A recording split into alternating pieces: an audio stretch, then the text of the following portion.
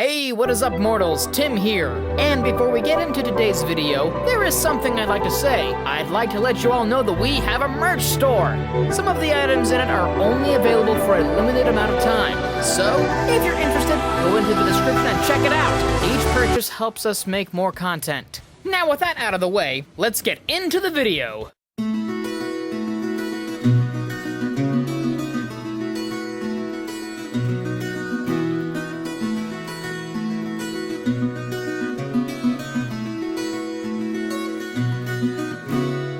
Since what was essentially the genesis of the series, the subject of a traitor being within the ranks of either UA's student body or faculty has been a fervent one. It began at the end of Season 1, when the League of Villains, the consistent faction of antagonists in the series, seemingly had a wealth of knowledge on the school's scheduling for the particular day of the USJ incident. While it did backfire on them due to last-minute scheduling changes in the form of All Might doing impromptu hero work the morning of, the fanbase found it peculiar that the League had information, such as what class and teachers were going to be present, as well as the location of the facility. While this did start sparking some speculation as to whether or not UA had a Judas within the ranks, the true nature of the theory didn't develop until the Forest Training Camp arc. The student body of the first-year hero course was to arrive at an undisclosed location for quirk stimulation training in the hopes of expanding their quirk capabilities, as well as their overall prowess with their natural abilities. However, the League of Villains were able to arrive at this secretive training location and wreak havoc on the students as well as the teachers,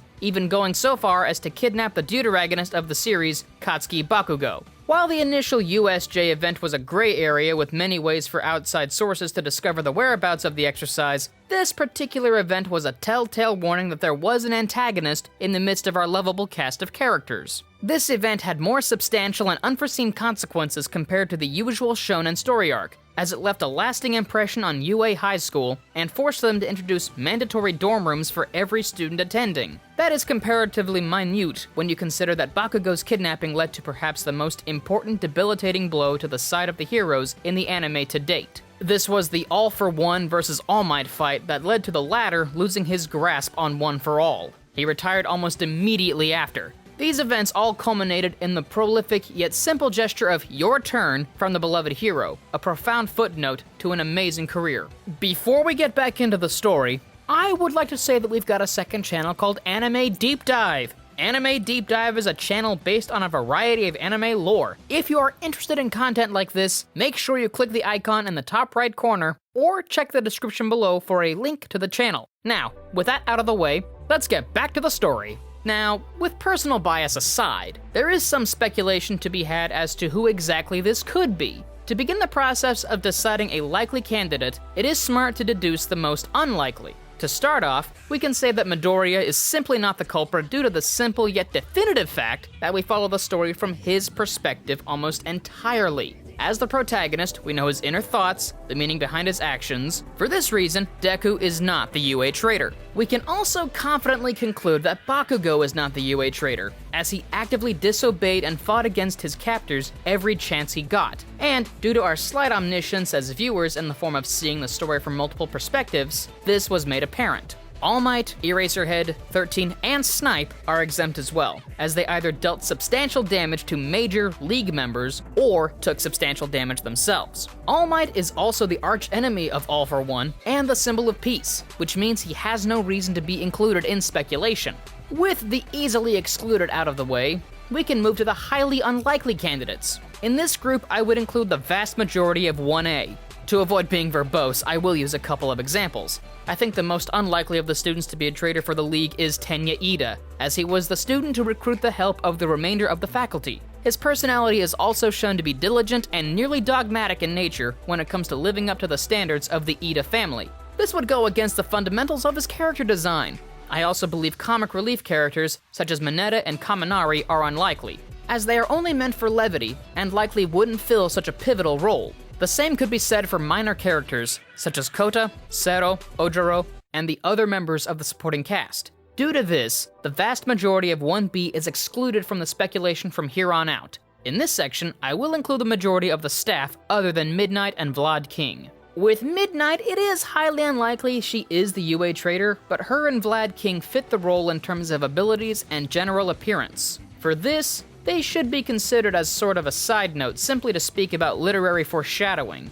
Occasionally, and especially in fiction meant for younger people such as My Hero, characters that seem like they may have a villainous side may very well have one. There isn't any further evidence for these two characters, but literary foreshadowing alone is enough to at least give them a tangential mention. Other major characters, such as Uraraka, Mina, Kirishima, Tsuyu, and most of the B cast are also out of the running due to their development as characters, and what we have seen from them as people. None of them have the personality to fit such a role, and many are still actively going through character arcs to further solidify themselves as heroes, and morally upstanding people. It wouldn't make sense for these characters to be involved with such an institution of villainy.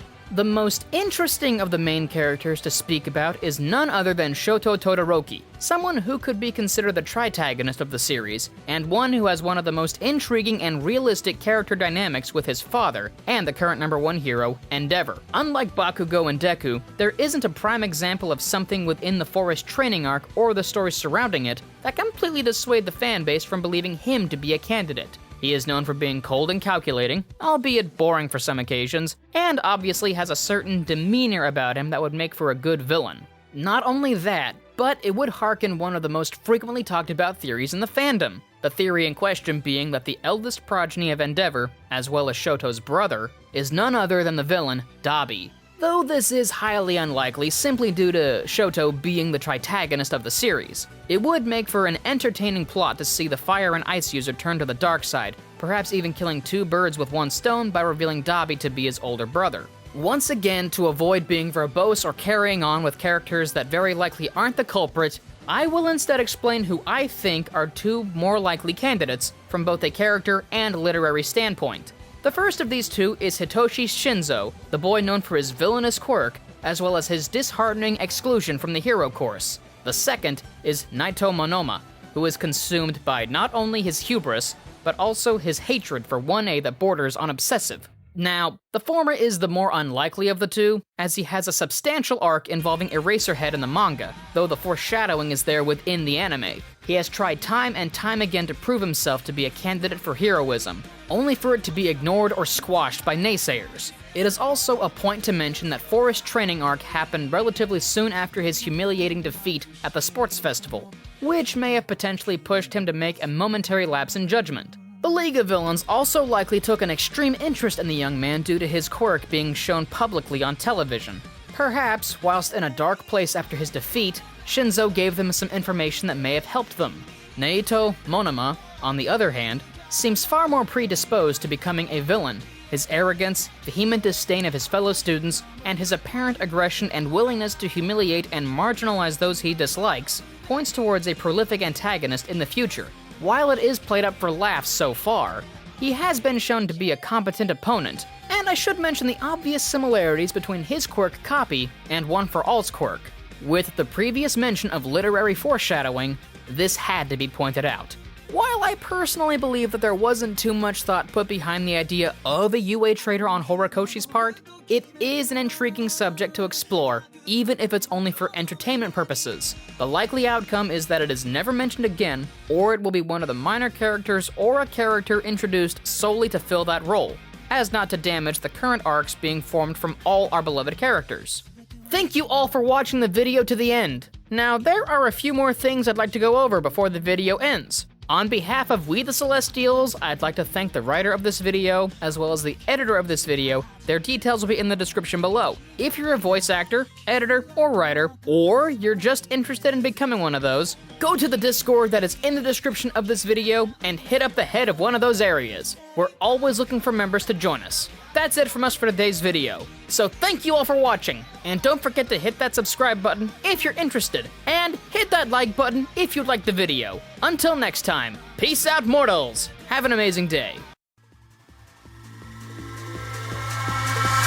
Eyes in the sky, gazing far into the night. I raise my hand to the fire, but it's no use, 'cause you can't stop it from shining through. It's true, baby, let the